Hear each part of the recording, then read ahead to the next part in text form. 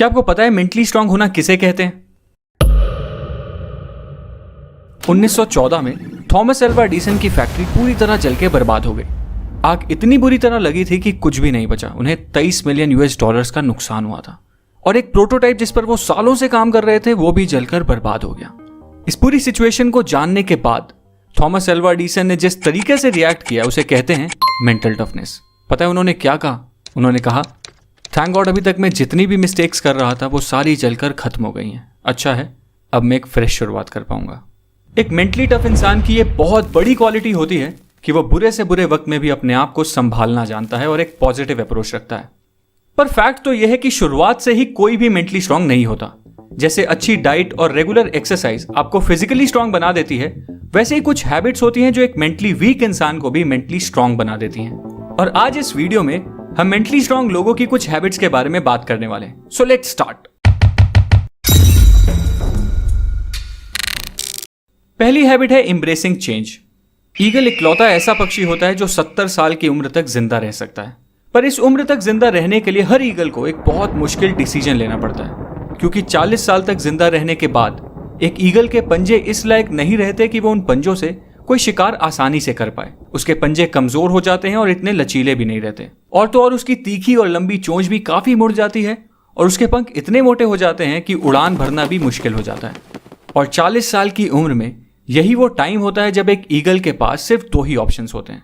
पहला, या तो वो इसी तरह मर जाए, दूसरा कि वो एक बहुत ही पेनफुल से चेंज के प्रोसेस को एक्सेप्ट कर ले।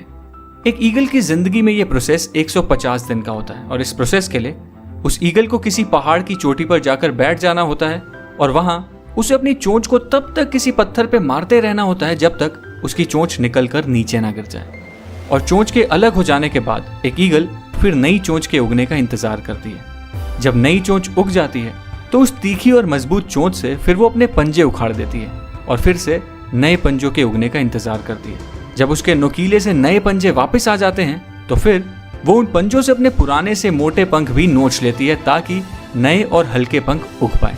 और फाइनली इन बेहद दर्द भरे 150 दिनों के बाद एक ईगल अपनी नई जिंदगी की एक नई उड़ान भरती है एंड अपनी जिंदगी के बचे हुए 30 साल जीना शुरू करती है। मतलब सर्वाइवल के लिए और जिंदगी को जीने के लिए एक दर्द भरे चेंज को एक्सेप्ट करना ही पड़ता है। और याद रखो, जब बारिश होती है ना तो सारे पक्षी बचने का कोई ना कोई ठिकाना ढूंढते हैं, पर इकलौता ईगल ऐसा पक्षी होता है जो बारिश से बचने की कोशिश करने के बजाय बादलों के ऊपर उड़ने की औकात रखता है। इसलिए एक मेंटली स्ट्रांग इंसान भी हर मुश्किल चेंज को एम्ब्रेस करता है और उसे एक्सेप्ट करके उस चेन से गुजर कर खुद को मजबूत बनाता है, चेन से घबराता नहीं है।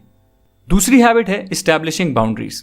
याद करो लास्ट टाइम ऐसा कब हुआ था जब आपको कोई ऐसा काम करना पड़ा हो जिसकी वजह से आपका पूरा शेड्यूल, आपका पूरा प्लान बर्बाद हो गया और बाद में आपको रिग्रेट हुआ कि काश तब आप उस काम को मना कर देते तो शायद आप अपने बाकी के इंपॉर्टेंट काम अच्छी तरह कंप्लीट कर पाते। अगर ऐसा आपके साथ अक्सर होता है तो सॉरी, आप शायद इतने मेंटली स्ट्रांग नहीं हो, क्योंकि एक मेंटली स्ट्रांग इंसान को उसकी बाउंड्रीज मतलब उसकी लाइन ऑफ कंट्रोल पता होती है। उसको पता होता है कि उसे किस काम के लिए नो बोलना है और किस काम के लिए यस, उसे किस कन्वर्सेशन का हिस्सा बनना है और किस कन्वर्सेशन का नहीं, उसे क्या खाना है और क्या नहीं। एक मेंटली स्ट्रांग इंसान को यह सब बहुत अच्छी तरह पता होता है। मतलब एक मेंटली स्ट्रांग इंसान बहुत ज्यादा सेलेक्टिव होता है। अब तीसरी हैबिट है द पावर ऑफ सैक्रिफाइस।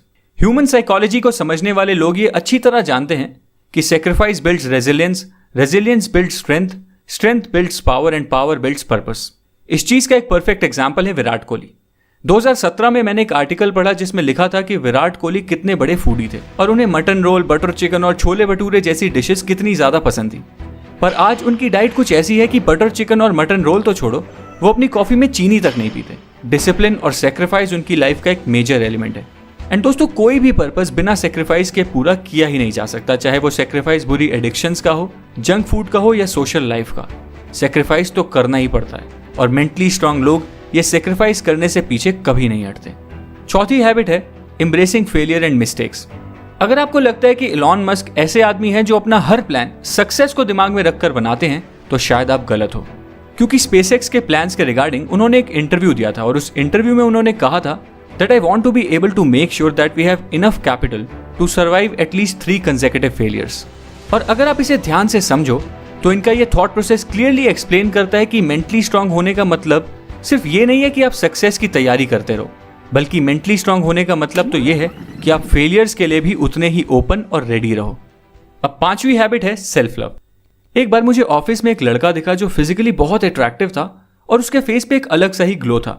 मुझे लगा शायद ये कोई न्यू ज्वाइनर होगा जिसने हाल ही में कॉलेज कंप्लीट किया है और अपनी कॉर्पोरेट लाइफ शुरू की है। फिर एज यूजुअल मेरा दिन शुरू हुआ और शेड्यूल के अकॉर्डिंग मुझे एक मीटिंग में जाना था।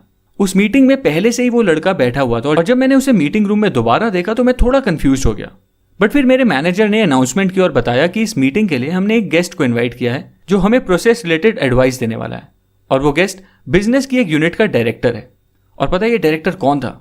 वही यंग दिखने वाला लड़का।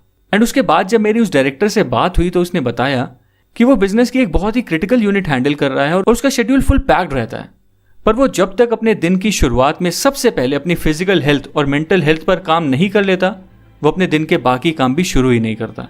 For him his day starts with a practice of self love.